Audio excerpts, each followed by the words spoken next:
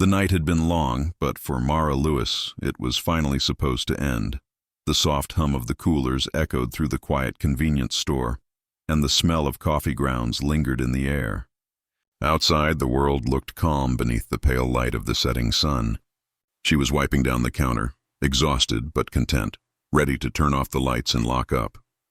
But fate had other plans, the kind that can twist an ordinary night into something unforgettable. Because just as Mara reached for the key to close the register, the doorbell chimed and 3 men walked in. Before she could greet them, she felt something cold. Not from the air conditioning, but from their eyes. The tall one in front smirked, his boots thewing against the tiled floor. "We're not here to buy," he said with a grin that made her stomach twist. His 2 friends followed close behind, laughing under their breath, their shadows long across the floor. Mara's heart began to race. She glanced toward the clock 10 minutes past closing. She was alone, or at least she thought she was. If you believe kindness, courage, and standing up for what's right can still change the world, then please take a moment to like, comment, share, and subscribe to Silent Stories. It helps stories like this reach more hearts. Mara tried to keep calm, her voice trembling as she said they were closed, but the men only stepped closer. The one with the leather jacket. His name tag read. Kyle laughed. "Closed," he echoed mockingly. "We're just getting started."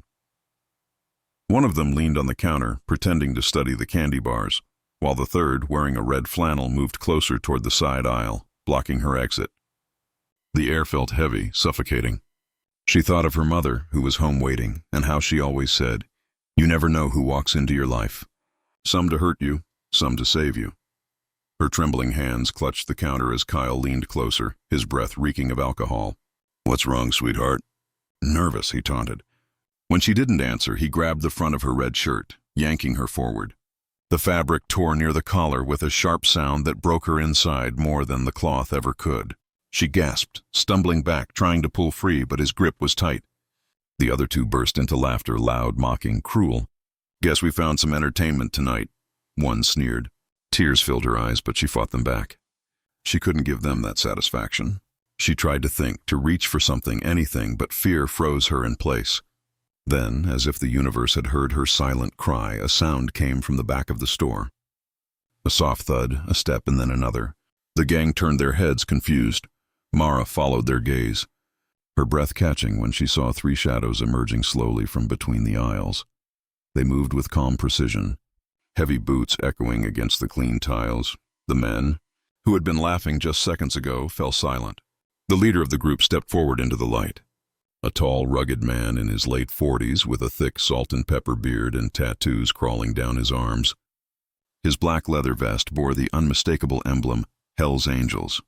The patch on his chest read RL, CHLs.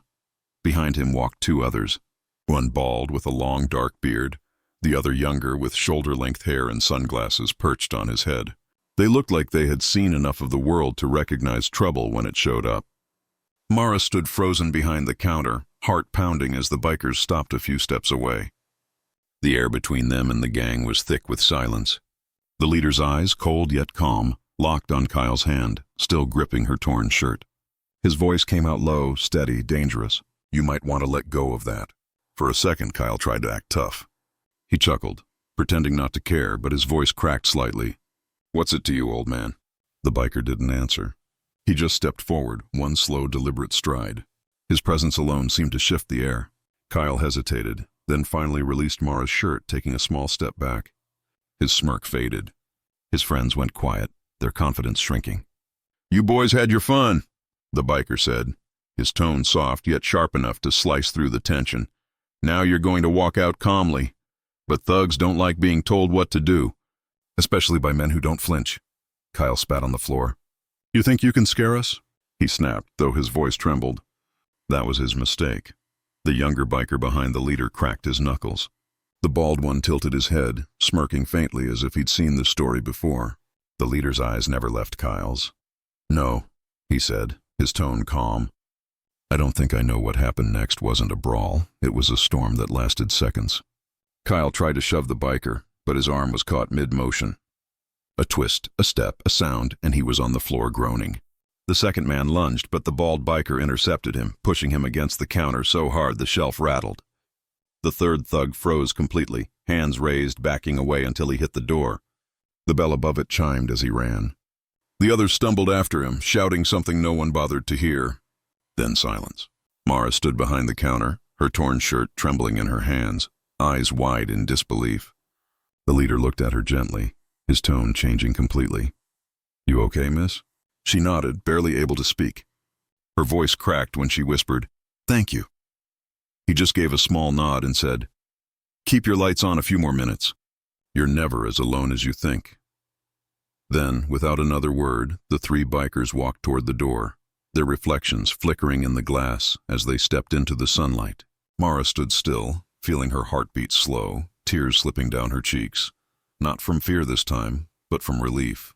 She looked out through the window as the motorcycles roared to life, their sound fading into the distance.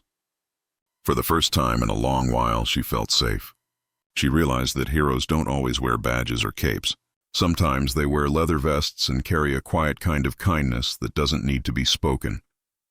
If this story touched your heart and reminded you that goodness can come from the most unexpected souls, please take a moment to like, share, and subscribe to Silent Stories. And before we end, I want you to comment below, what would you have done if you were in Mara's shoes that night? Because sometimes the bravest thing we can do is believe that kindness still walks among us, even when it comes wearing tattoos, leather, and a heart that refuses to look away when someone needs saving.